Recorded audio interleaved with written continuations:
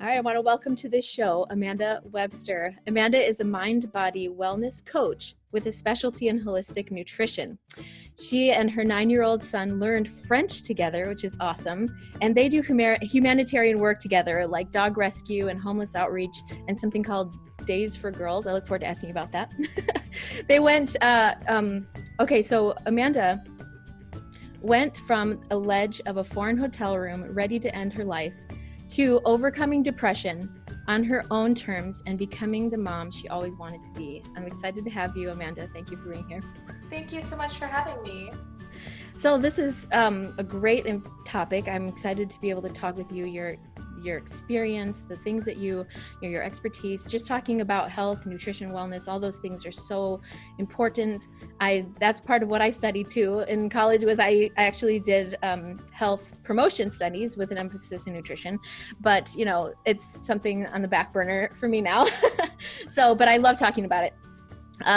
But also, your experience with addiction and with attempted suicide and how it impacted you and your family. That was something that we talked about before the show that I want to bring up and make sure we cover that stuff, because how it impacts our family culture. Everybody has, at some level, we all have some addiction, right?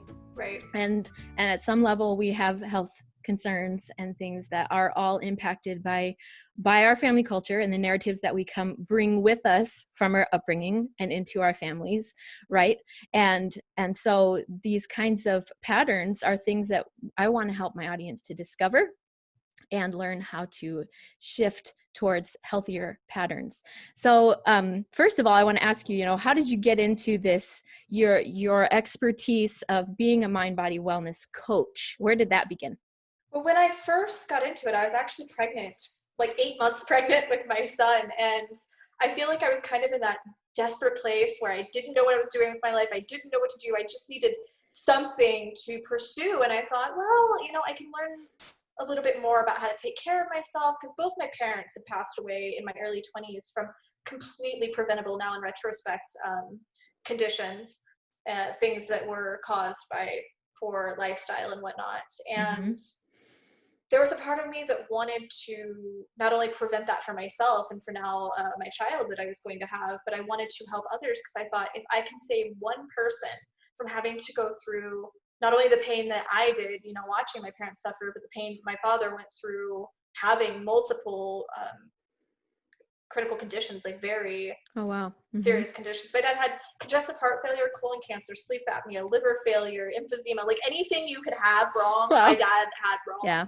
His list of medications was just, the cartoons where they open the little scroll and it goes boop, boop, boop, boop, boop. That was my dad's list of afflictions and medications. It was insane. But I just wanted to help other people. And I found myself getting educated a lot through that, obviously, and how to help myself. But even when I graduated in 2011, I was in a lot of denial. Like, I had my son, and I was going through what I now recognize as untreated postpartum depression. And I don't think that the things I learned really sank into me. And then by the time I really started getting to a point where I could apply them more, they just started drifting to the back of my priority list, because now I have a toddler. I separated from his father when he was just under 2. We separated. So life just took over and my priorities shifted.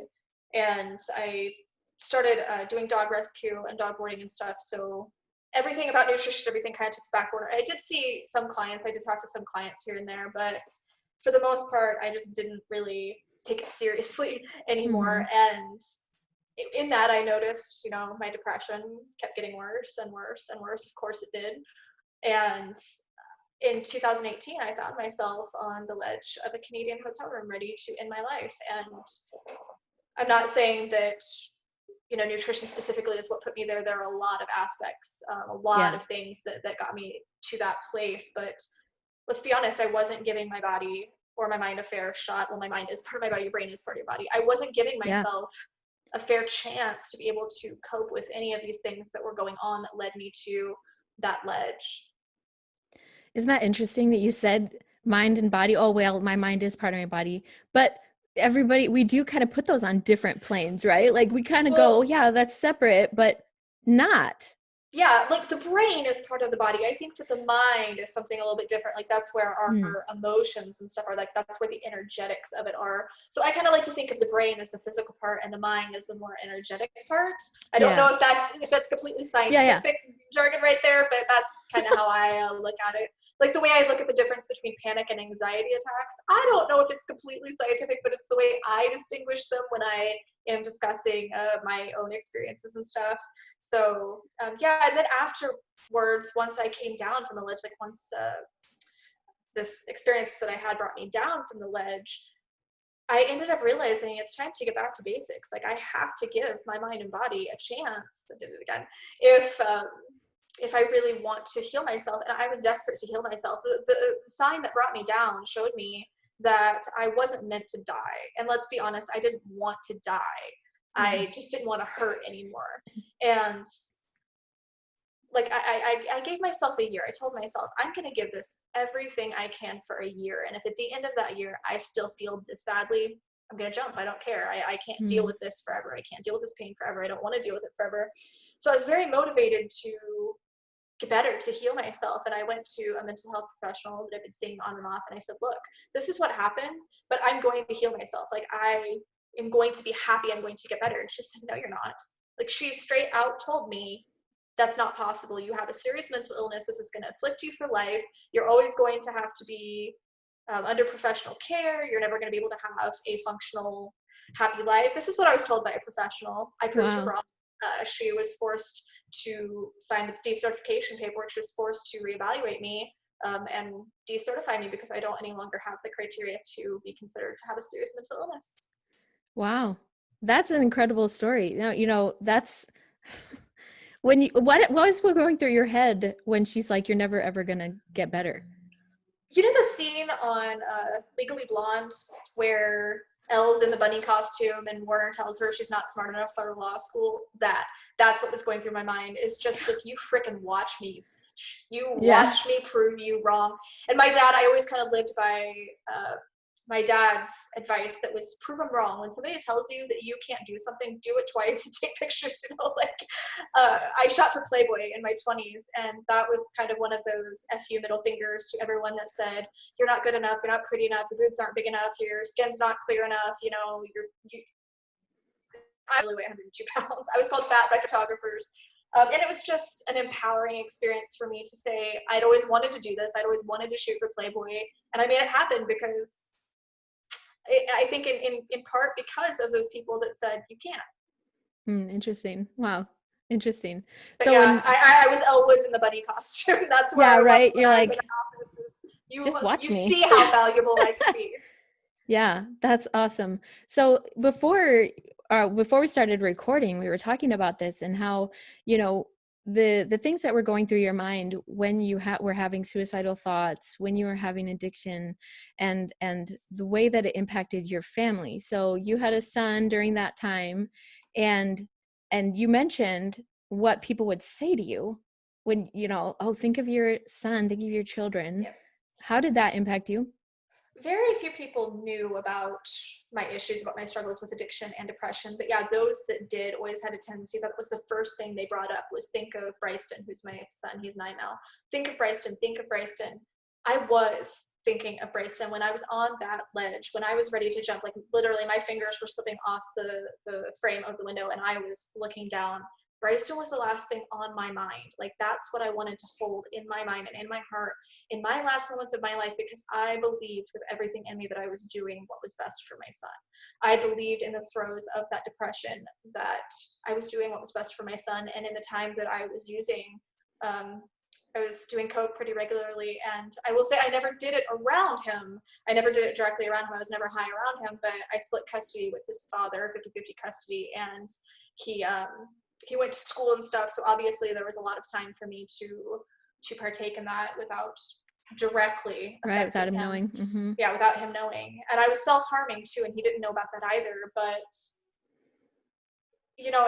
there comes a time where you realize there's the direct effect. Like if your son sees you, if your child sees you doing the drug, or you're high and you're having that immediate effect on your child. But when I was coming down, I was extremely irritable. I would have a lot of anxiety. It was really hard for me to function, as a parent when I'm coming down off of drugs, or when I'm starting to crave because I'm like, oh God, I'm tired and I just want to be a good mom. I just want to be a good mom. I'm tired and I need energy and I don't know what else to do because I couldn't drink caffeine, and I just don't get along. So I kept justifying it to myself and telling myself, I'm doing this I'm doing this to be a better person, to be a better mom. And obviously that was not the way to go about it. I mean, my intentions were good and noble, but that wasn't the way to go about it. But I had a conversation on a podcast with a police officer, a former police officer, a while back. And I was telling him, that's the number one thing they'll tell people if they're trying to talk them down from a ledge or talk them down when they have a gun in their hand, is think of this person, think of your husband, think of your kids, think of your friends. But when depression gets a hold of your mind, you feel like a burden. You feel like you're not doing any good for them. You're not good enough. So you are thinking about those people. It's not a selfish decision, contrary to what our society tries to say. You are thinking of the people you love, and you think that that's what's best for them. That breaks my heart, but I know that feeling as well. That's something for my husband and I. The last 10 years, we've gone through some depression and things, and it's like a lot of times this struggle, it does feel like, well, I'm a waste of space, so forget it. I can see that, and that's so fascinating. Like, so what can we do? What is the right response to say, don't think of that.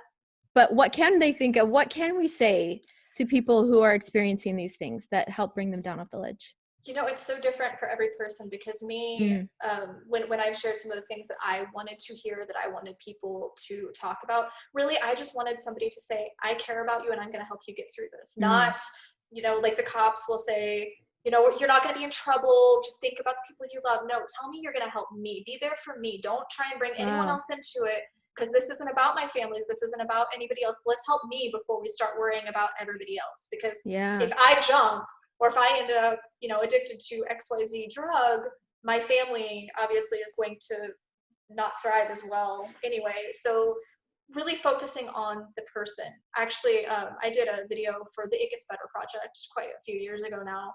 And every now and then I would get messages or calls from people that would say, I was going to jump, or I was going to do whatever method they had for taking their life. And I watched your video. Thank you so much. Like, you really gave me hope, and you really gave me a reason to continue. And I didn't jump or pull the trigger because of you. And that was really powerful. But I remember specifically this one person who called me, and I could tell that they were seconds from taking their life, just from being there myself. I knew that this was it. And I'm like, oh my God, this person is going to do this on the phone with me, and I don't know what to do, and the blood's going to be in my hands. And if I tell them to call the suicide hotline or something, they're going to take their life right now, because they called me. Like, they reached out to me. So I felt like this immense responsibility to do what I could, and I didn't know what to do. I'm just sitting there going, oh my God, I don't know how to help this person. And I remembered the scene from the movie Yes Man, where, I don't know if you've seen that movie, but Jim Carrey starts singing Jumper by Third Eye Blind to this guy that's about to jump off the ledge. And for me, it was Iridescent by Linkin Park, and I just started singing it as loudly as I could, because that's what I would have wanted. I would have wanted somebody to give me those lyrics that would have given me hope and motivation. And for me, it was always Linkin Park. So I just started singing as loudly as I could. And I was with a client at the time, a potential dog client, and they happened to know the song, and they started singing it. And then we were outside. There was a guy that was next door that was doing the lawn, like the lawn guy. And he comes over and starts singing it. So the three of us are standing there, like, singing this to this person. And it was one of the most powerful experiences ever, because I'm like, I got to be somebody's Chester, the lead singer of Linkin Park. I got to be somebody's Chester. And that just meant everything in the world to me. And this person did end up, like, we talked them down, and they got the help that they needed. And I got a message from them quite some time later, that they were able to move past, that darkness. And that meant everything to me. But with that being said, I do think that it's different for every person as to how you approach it, whether you know the person. I mean, if you know the person and you know their interests and their likes and kind of their personality, it's a little bit easier to know how to approach that. What you don't want to say is, well, you're just being really depressed and you need to like get up and get outside. You need to go work out or something. Yeah. Don't say that. Please don't say any Yeah. variation of you just need to, because Yeah. they probably already know that it would be helpful to go outside, that it would be helpful to eat healthy. They need someone to hold their hand and love them during that time, because they don't have the energy to get up and go exercise or go, Yep. do whatever Do it is you're whatever telling it them to do. is. That's an Yeah. extra. Yeah, Yeah. they really want some. I just wanted somebody to hold my hand and let me lose my mind. Just let me cry and freak out. And that's really what a lot of people need. If you Yeah. just say, you know what, just let it out, just let it go. Just I'm here for you. I'm not going to judge you. This is a safe spot. Just tell me what you're feeling so we can get through this together. That's an important Yeah. part of the mental health thing, is saying I am here, we are together, letting people know that they're not alone, because you feel very isolated, very alone. Your mind is telling you that these people close to you don't care about you. So the more that those people close to you can combat that by showing you that they do care, the quicker you can come out of that mind state. Yeah. So a couple of things. First, like what comes to my mind is how, if you've ever read anything by Brene Brown, how connection is the antidote to shame. It's the Yeah. antidote to all those things that you're feeling. And so I love that. Just say we, and I want to help you get through this.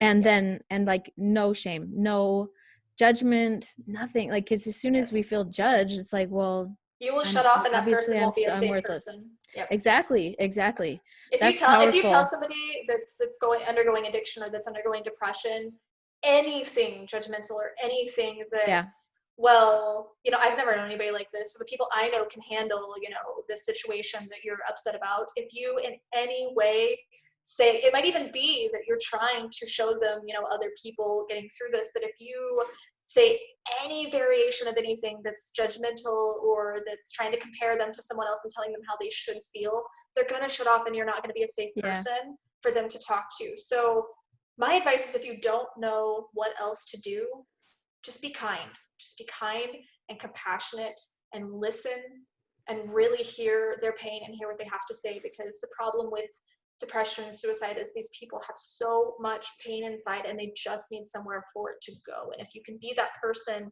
that gets a little bit of it out, that's a good first step. Yeah. So if you don't know what else to do, be kind. Yeah, that's something like when I talk about family culture, and I talk a lot about trust culture, that Mm-hmm. trust is like the fuel of this vehicle, that Yeah. we're all in this together, but without trust, there's no fuel. You can't go anywhere. Yeah. And so I mean, it can be a really thin line of what trust is between trust and judgment. There with judgment, that the trust almost goes down the drain. And so, which is hard, because as a parent and within our families, it's tempting to, this is a safe space to judge each other, right? And no, it's not. In It's just fact, not this healthy is the to do that place in where general. no, exactly. This is in our families is where we need to have a sanctuary, or this place where I can come and be myself and know that nobody's going to judge me or think less of me if I'm able to come to this space and be vulnerable and learn and grow in that space. That's where growth comes from, is when you trust each other. Without Right. it, Absolutely there's no agreed. Yeah. fuel. There's no Yeah. fuel to move forward. The other thing I wanted to talk about was, going back to this idea of how you were thinking of your son, and how you were thinking of, well, I need to keep taking my addiction, taking the drugs, because that makes me a better mom. And we were talking before the recording how prevalent and how like normalized this whole addiction culture is in the mommy culture of wine addiction, and especially, like, I feel like I can't scroll through social media without I need my wine. I need to, just to get through the day. And especially now in quarantine, when all the Yeah. moms are trying to educate their kids and stuff, and going, I need my wine to get through the day. So, what would you say to moms who feel like, well, this is helping me be a better mom, because otherwise I would be a monster. What can we do? Absolutely anything in your life that is going to be accompanied with the sentence, I need XYZ to get through my day, is probably a problem. Right.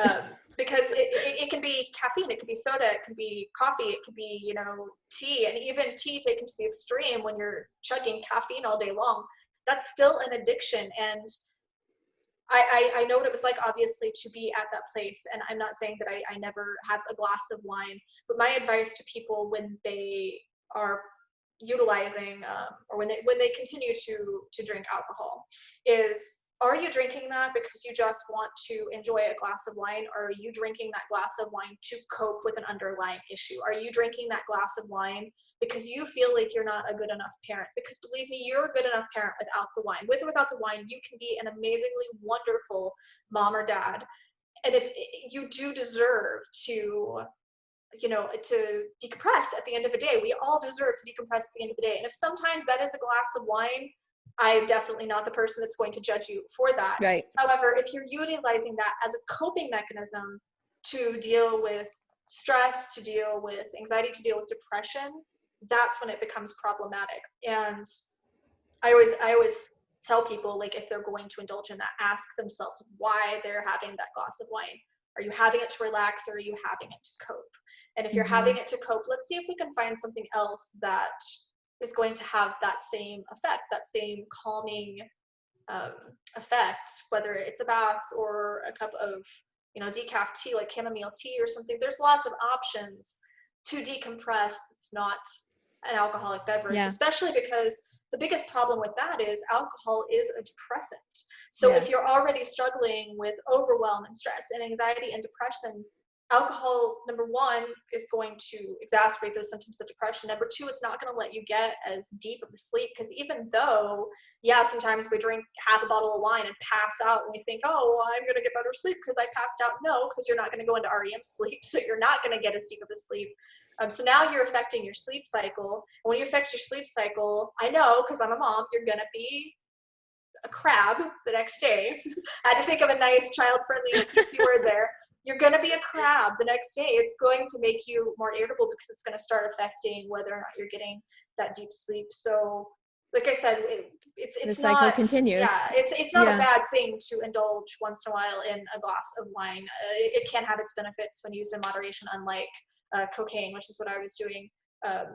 Wine can have its benefits when used in moderation, used just to, you know, unwind in a hot bath at the end of your day. But if you're doing that every day and you're doing it as a response to stress or anxiety, take a step back and see what else you can come up with, see what other options you can come up with. Because I know as moms, we have to be creative. We should be paid so much just for our creativity. I feel like we could trump any artist in this world with the creativity of like how to entertain people, little people. So just employ that creativity in your own world and see what you can come up with as far as other options.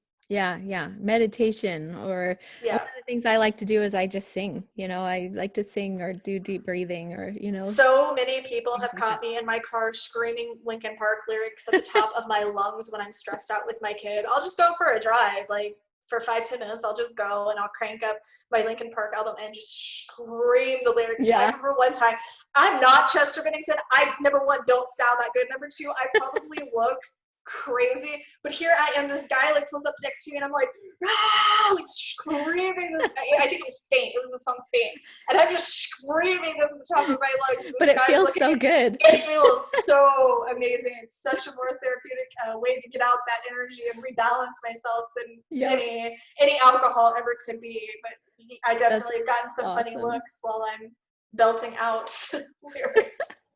That's awesome.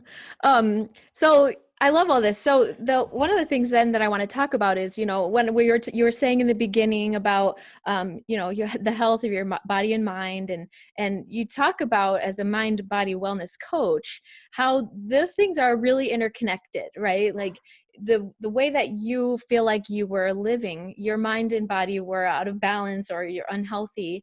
So what can we do to help our bodies and our minds to go towards more healthy patterns? And, you know, we're down off the ledge now, and now we're ready to go back up to healthy wellness, well living. You know, what are some ways that we can take care of our minds and bodies, or how does our nutrition impact our mental health? There are so many aspects of that. I'm literally writing an entire program I about it, bet. selling I an bet. entire happiness course on how Uh-huh. to go either from that ledge to the top of your happiness spectrum, or even if you're just complacent, you feel kind of like there's Yeah. no Yep. real joy in life, moving higher in the happiness spectrum. With that being said, the biggest things for me, like the biggest things that I did as far as nutrition, actually, let me back up a second and explain why this is important. So Yes. there is a series of nerves that runs from the base of our brain down into our digestive tract. It's called the vagus nerve. And when we are eating poorly, when we eat when we eat the standard American diet, which there's a reason that that's SAD, It's sad. SAD. Yep. It's sad. That is causing inflammation in the gut. And when you're causing inflammation in the gut, now the vagus nerve is sending signals up to the brain saying something's wrong, something's wrong. And that's going to exacerbate symptoms of anxiety and depression. It's going to make it harder for you to deal with stress. Now, none of us are going to try to deny for a single second that parenting is a stressful situation, especially right now with COVID. We're all having to homeschool our kids. We're all stuck in confinement. So it's definitely stressful. And you want to be able to the best of your ability respond instead of react to the stressors when your kid is being a little demon. And my kid's a demon sometimes too, and they're sitting there saying no. Or I've given my child the wonderful skill to back talk me in 2 languages, so he can back talk me in French as well. But you want to be able to deal with that stress and respond to it in a healthier way. And they've proven that a plant-based diet that's high in vegetables, high in beans and whole grains and seeds is the most beneficial to combat against that inflammation and to give you all of the nutrients that you need. And it's interesting because a lot of people will say that, you know, that's just the new age hippies, that's just a bunch of, you know, vegans. Like they talk about vegans like it's such a bad thing. But the Academy of Nutrition and Dietetics, which is the largest association of nutritionists and dietitians, like from all over the world, and I quote, said, appropriately planned vegetarian, including vegan diets are healthful, nutritionally adequate, and may provide health benefits for the prevention and treatment of certain diseases. And they are appropriate for all times during the life cycle, including pregnancy and as we age, for children, everything.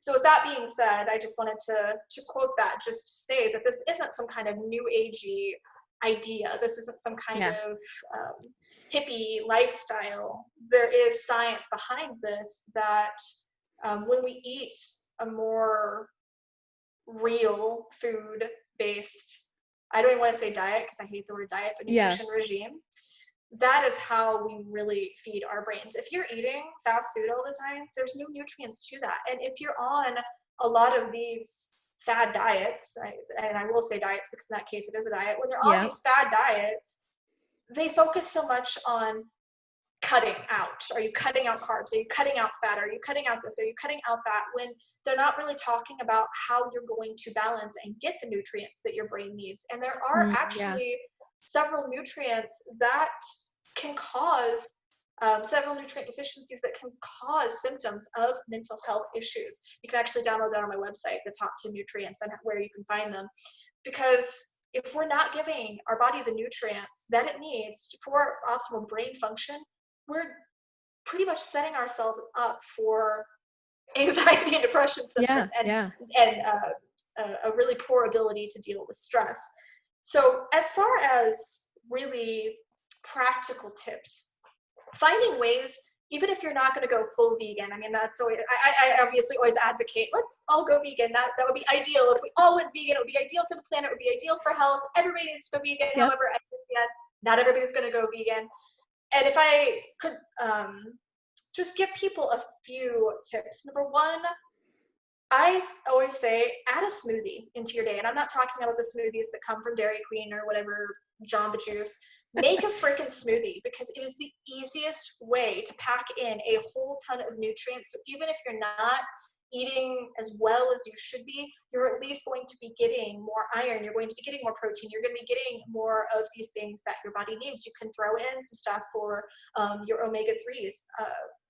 A lot of people will ask, how I get omegas and protein. And I've been asked this for a decade now, and I've gotten pretty versed in responding to it. But smoothies are kind of my secret for shoving in as much like nutrition as humanly possible into one day. So even if I'm not, eating perfectly the rest of the day, which I do eat pretty clean, but even if I'm not, eating as many vegetables as I should be at dinner or whatever, I can put my greens in my smoothie. So I will have, the greens and a protein, like a nut butter, and then I can throw in the chia seeds and hemp seeds and all those other, power boosters that are going to add extra nutrients in there. Yep. And it's an awesome way that if I realize I'm feeling this or that, so I know I probably need a little bit more of XYZ nutrient, I can easily just switch the fruits out and balance that accordingly. So become addicted to smoothies. If you're going to have an addiction, become addicted to smoothies because they have the most, it's the easiest way for me. I second this. I definitely second this. I've been doing it. I've been having a smoothie for more than 10 years. It's something that it's like 100%. I totally every single you. day for lunch. Yep, I always have a smoothie. And cutting out processed sugar, like that is the hugest thing that you can do, and it hides every freaking where. Like every food we have has a bunch of added sugar. Knowing just what to look for, and not just looking at the panel, like the how much protein stuff this is, but also looking at the ingredients. Is it having a whole fudge ton of added sugars? I always tell people really to be cognizant of the added sugars, like in products. Trying to eat as naturally as possible. Obviously, that's the optimal. We want to be eating as clean and as close to earth as possible, but I understand that not everybody's going to do that. So it's convenience, or there's different reasons why we eat packaged foods, but as long as you're paying attention, it's good. There's always first steps we can take, and my first step is add a smoothie to your day and start paying attention to your sugar intake, because that is going to exacerbate signs of depression and anxiety, and it's going to throw off your blood sugar. And when it throws off your blood sugar, when you're consuming a lot of sugar and it spikes your blood sugar like that, and then you crash, not only is that making you tired and stressed, but it's going to actually, a lot of those symptoms will mimic the signs of anxiety or an anxiety attack.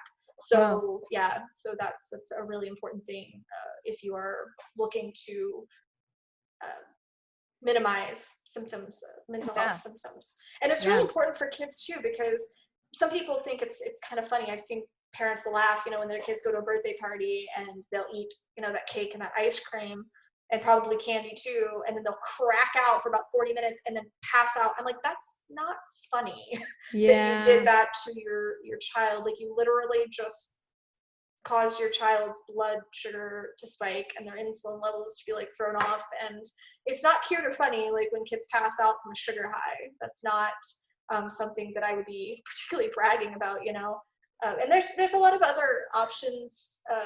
I think that's another culture that there's a lot of issues with too, is for my son, like we still do have birthday parties and we still do have desserts and stuff, but we don't we're not going to make a standard cake, and obviously other kids aren't used to that, so they'll sometimes reject the idea of, oh, well, this doesn't have dye in it, or, oh, this doesn't have as much sugar in it, and their palates aren't used to that. My kid will eat it all live on day. Like, he loves it and thinks it's a great treat and a great dessert because his palate isn't used to these other all the sugars foods, all the sugars. And even though, he does every now and then, he'll have a piece of candy or something.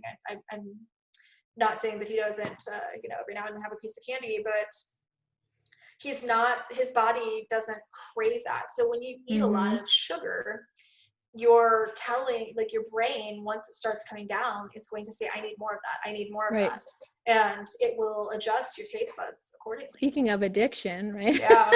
Sugar, very much. They actually have proven that sugar activates the same neurons in the brain as cocaine.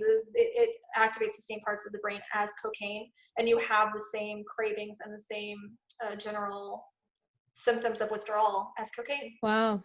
Yeah, that's so fascinating. Coming from someone who has been addicted to both, I can back that up. There are very a lot of similarities between the two, and between detoxing off of them. Wow. That I love that you brought that up though, about like the way that parents have normalized this and thinking it's funny when our kids get a sugar rush and things like that. And that's a cultural issue that I see, that it's like we need to, parents who are listening to this, I'm not trying to judge or shame or anything like that, but we do need to evaluate these patterns that we are modeling and perpetuating in our culture, that, oh, that's so funny, or oh, I want my kid, just give him as much junk and candy and whatever that I'm they, gonna sugar him up real good so he'll sleep well tonight. yeah, That's I mean, or giving into our kids, when they demand those things, or we get treats for our kids on holidays and things like that. We have some treats in our house, but it's like, okay, we just moderation, at the very least, just moderate that and be cognizant when that's something, okay, well, I think we've had too much, or, not thinking that that's funny, or it's a joke, because it's not. It's something it's we really need to not. be cautious of. And there's other ways, like, when you're baking cookies with your kids, that was a favorite pastime of me and my mom. Me and my mom loved to bake together, and I really wanted to share that with my son. But I'm like, we don't have sugar in the house. Like, we do not have white bleach sugar. That's just not a thing that we ever have in my house.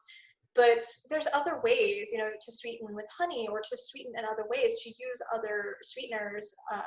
This is one of the things actually I talk a lot about in my program, is using other sweeteners and stuff. I have a whole entire PDF about it, because it's possible to still have these emotional, bonding times, such as a birthday party or baking with your kid, or whatever the case is, without getting into those cultural norms that are going to have the negative impacts and negative side effects on, let's be realistic, not just our kids, but like you said, if we're perpetuating that and we're just further normalizing that behavior, and really, what are we teaching our kids? We're saying, you do what you have to do to fit in, even if it's unhealthy. You do what you have to do to fit in. And I remember being told when my kid was younger, and I would actually bake cookies for him to take to birthday parties that he did go to, so he could still have, a treat and stuff. And the funny thing is no kid ever said a word about it. No kid. The only person that ever said anything were a couple of the parents that would say, oh, well, aren't you depriving him? He's still eating a freaking cookie. Like, he doesn't care. Look at him. He's over there happy as could be, playing with the other kids that are playing with him. He doesn't care. And the only person that really cares is, the parent that's being self-conscious, is, oh, is my kid going to be different? Is he going to stand out? And if he does, be freaking proud of that. You don't want your kids to be the standard of an American child at this point.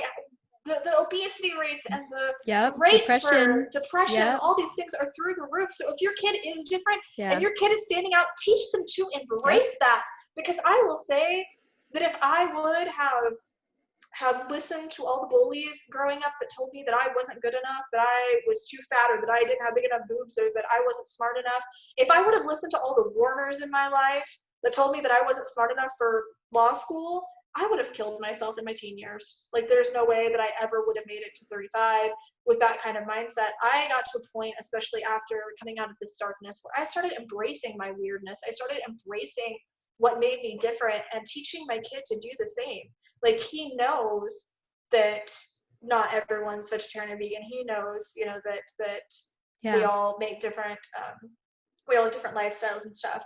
But he is proud of who he is. He's proud of the decisions he makes. He's proud of the things that make him different. I think that's far more powerful than giving in and saying, oh, let's let them do XYZ activity that we know isn't good for them because it's going to make them fit in. Because you know what they're going to end up doing when they're teenagers? Smoking a lot of weed and going and partying every night. That's what they're going to do when they're teenagers, if you're encouraging them to go with the flow and fit in, because that's the teenage it's a culture. subtle narrative. It's a very subtle narrative, and it starts with, like, you're just like that, what you're saying, to just do what it takes to fit in, and then that trickles down and it spirals out of control when I will say that they start losing their identity.